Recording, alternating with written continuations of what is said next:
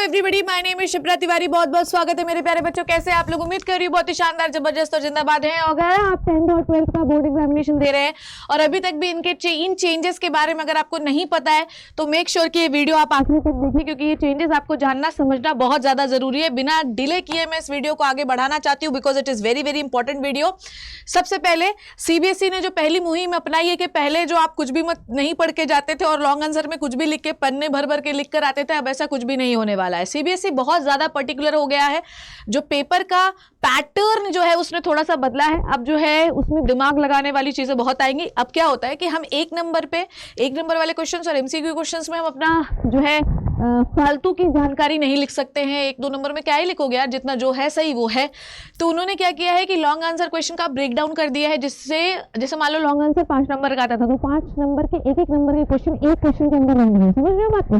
जैसे एक क्वेश्चन है उसके अंदर हर एक क्वेश्चन का आंसर देना है और उसमें एक नंबर आपको मिलेंगे। टोटल क्वेश्चन जो है वो 5 ही नंबर का होगा, पर उसको डिवीजन कर दिया है एक नंबर में।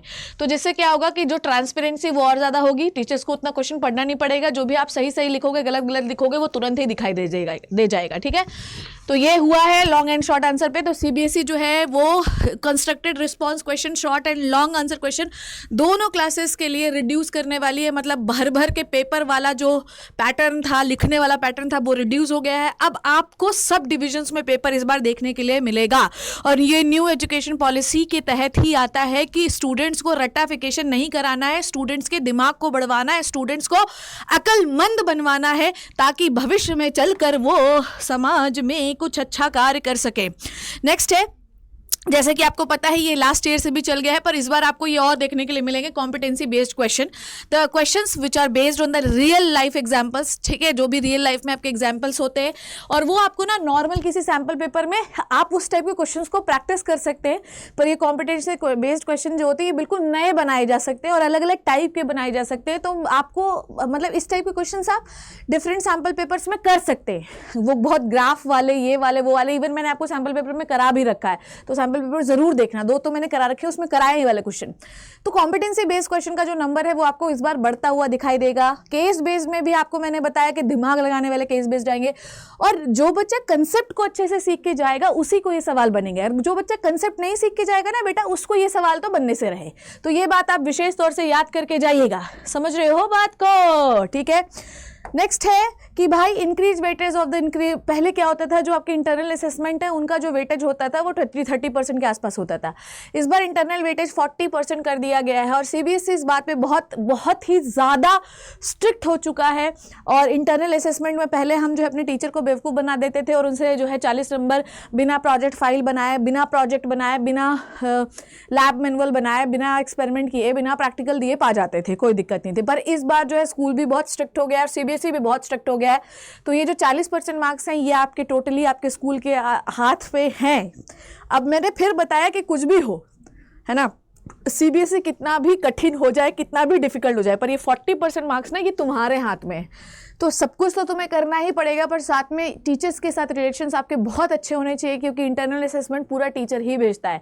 तो मेक श्योर कि साल भर आपने जो किया कि आप तो कुछ नहीं कर सकते। बचा है अगर आपका प्रैक्टिकल नहीं हुआ है बोर्ड्स का, तो मेक श्योर कि प्रैक्टिकल में उनके हाथ पर पकड़ लीजिए, क्योंकि अगर आपने कुछ नहीं किया है तो प्रैक्टिकल फाइल पर साइन करा लो, है ना, 2-4 एक्सपेरिमेंट परफॉर्म कर लो, है ना। और प्लीज़ इंटरनल के सामने, मतलब इंटरनल तो ठीक है, जो आपका स्कूल टीचर है उनके हाथ पर पकड़ लो, भाई प्लीज़ जो भी नंबर है वो प्लीज़ हमें दे देना। बाकी अब तो साल बीत गया तो अब हम कुछ कर नहीं सकते। ठीक है, चलिए नेक्स्ट अपन बात करते हैं, है ना। नेक्स्ट है जो भी बच्चे ओलंपियाड देते हैं या कोई भी स्पोर्ट्स वाला जो नेशनल स्पोर्ट्स एग्जामिनेशंस होते हैं, इवेंट्स होते हैं, ओलंपियाड्स होते हैं, है ना, नेशनल इंटरनेशनल स्पोर्ट्स में पार्टिसिपेट करने वाले, अगर वो सीबीएसई को प्रायर इन्फॉर्मेशन दे देते तो उनके पास ये भी प्रोविज़न है कि उनके जो एग्ज़ाम है वो डिफरेंट तरीके से डिफरेंट टाइम में करवाया जाए। पर मेक श्योर कि आपको सीबीएसई के पास जो इन्फॉर्मेशन पहुंचनी चाहिए। नेक्स्ट इंपॉर्टेंट थिंग कि 70% अटेंडेंस जो है वो मैंडेटरी है ना। इस बार 70% अटेंडेंस मैंडेटरी है, और बहुत सारे स्कूल भी इस मामले में बहुत ज़्यादा स्ट्रिक्ट हो गए हैं कि 75% अटेंडेंस जो है मैंडेटरी है। कई बार हम लोग बोलते हैं है ना, टीचर बोले तो 75% मैंडेटरी है, पर सीबीएसई ने लिख के दिया है कि 75% हमको चाहिए। अगर आपके स्कूल ने बोल दिया 74% है तो आप बैठ नहीं पाओगे, तो मैंडेटरी है 2025 के एग्जामिनेशन में बैठने के लिए, ठीक है। नेक्स्ट है सिक्योरिटी मेजर। पिछले साल में आप चीटिंग कर सकते थे, चुटका ले जा सकते थे, चिट ले जा सकते थे, फर्रे ले जा सकते थे, है ना, पर इस बार बहुत सारे एग्जामिनेशन में बहुत धांधली हुई है, जिसकी वजह से सीबीएसई ने अपने प्रिवेंटिव मेजर्स को, ताकि चीटिंग ना हो, वो बढ़ा दिया है। जैसे कि biometric authentication before and after the exam, मतलब आप एंट्री करोगे तो बायोमेट्रिक चाहिए, एग्जिट करोगे तो भी बायोमेट्रिक चाहिए, ठीक, ऑथेंटिकेशन के लिए।